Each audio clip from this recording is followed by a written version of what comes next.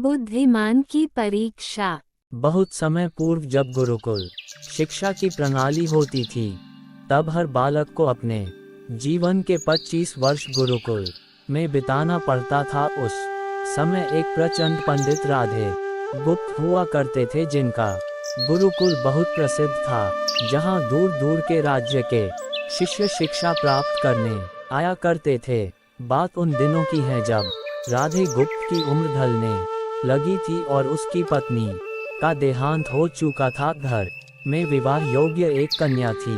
राधे गुप्त को हर समय उसकी चिंता सताती रहती थी। वह उसका विवाह एक योग्य व्यक्ति से करना चाहते थे, जिसके पास संपत्ति भले ना हो पर वह कर्मठ हो, जो किन्हीं भी परिस्थिति में उसकी बेटी को खुश रखे और उचित समय पर उचित निर्णय ले सके। एक दिन उनके मस्तिष्क में एक ख्याल आया और उन्होंने इस परेशानी का हल सोचा कि क्यों ना वो अपने खुद के शिष्यों में से ही योग्य वर की तलाश करे। उनसे बेहतर उनकी बेटी के लिए और क्या हो सकता है। इस कार्य के लिए उन्होंने बुद्धिमान की परीक्षा लेने का निर्णय लिया और सभी शिष्यों को एकत्र किया।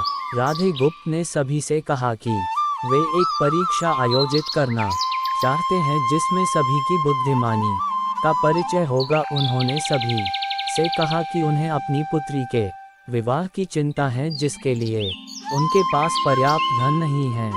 इसलिए वे चाहते हैं कि उनके शिष्य विवाह में लगने वाली सभी सामग्री कैसे भी करके एकत्र करे, भले उसके लिए उन्हें चोरी का रास्ता चुनना पड़े, लेकिन उन्हें चोरी करता कोई भी देख ना सके। इसी एक शर्त का पालन सभी को करना है। अगले दिन से सभी शिष्य कार्य में जुट गए। रोजाना कोई न कोई तरह तरह की वस्तुएं चुराकर लाता और राधा गुप्त को दे देता।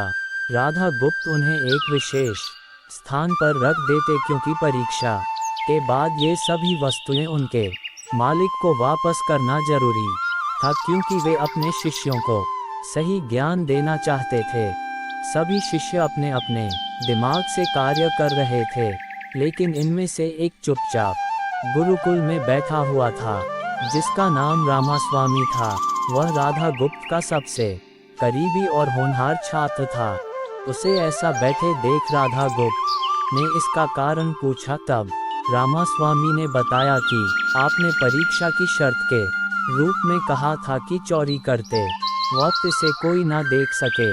इस प्रकार अगर हम अकेले में भी चोरी करते हैं, तब भी हमारी अंतरात्मा उसे देख रही है। हम खुद से उसे नहीं छिपा सकते। इसका अर्थ यही है कि चोरी करना व्यर्थ है। उसकी यह बात सुन राधा गुप्त के चेहरे पर खुशी छा जाती है। वे उसी वक्त सभी को एकत्र करते हैं और पूछते हैं कि आप सब ने जो चोरी की, क्या उसे किसी ने देखा?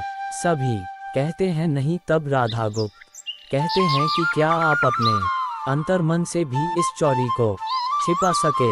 सभी को बात समझ आ जाती है और सबका सिर नीचे झुक जाता है, सिवाय रामास्वामी के।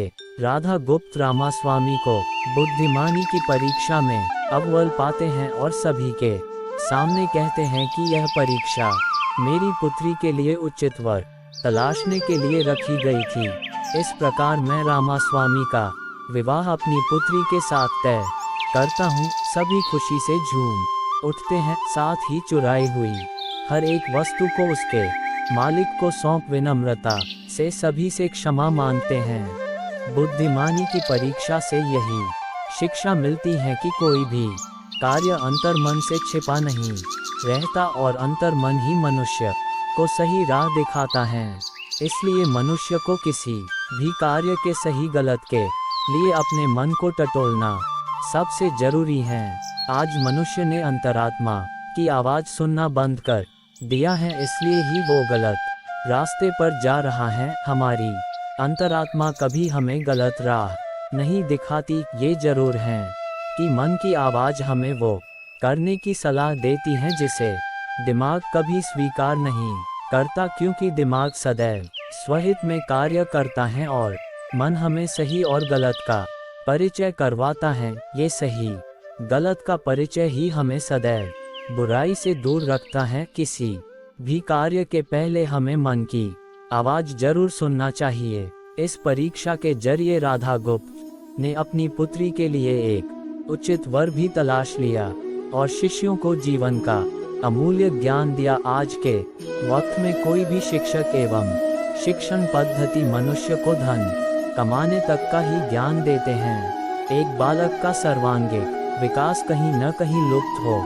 चुका है। आज का मनुष्य केवल बड़े होकर एक धनवान व्यक्ति बनने का ही ज्ञान विद्यालयों में लेता है। उस बालक को सही गलत का बोध कराने का दायित्व कोई भी नहीं लेता, क्योंकि उनके माता पिता भी आज के दौर में बस पैसा कमाने में लगे रहते हैं और शिक्षक भी केवल किताबी ज्ञान देकर अपने दायित्व से मुख मोल लेता है। ऐसे में ये छोटी छोटी कहानियाँ व्यक्ति को सही गलत सिखाने में अहम भूमिका निभाती हैं, लेकिन आजकल इसके लिए भी वक्त मिलना मुश्किल है।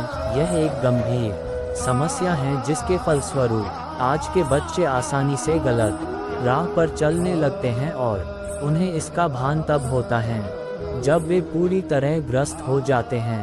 अतः जरूरी है कि हम सभी आज की पीढ़ी को ज्ञानवर्धक बातें भी सिखाएं। वीडियो अच्छा लगा तो please like, comment, share and subscribe करना ना भूले।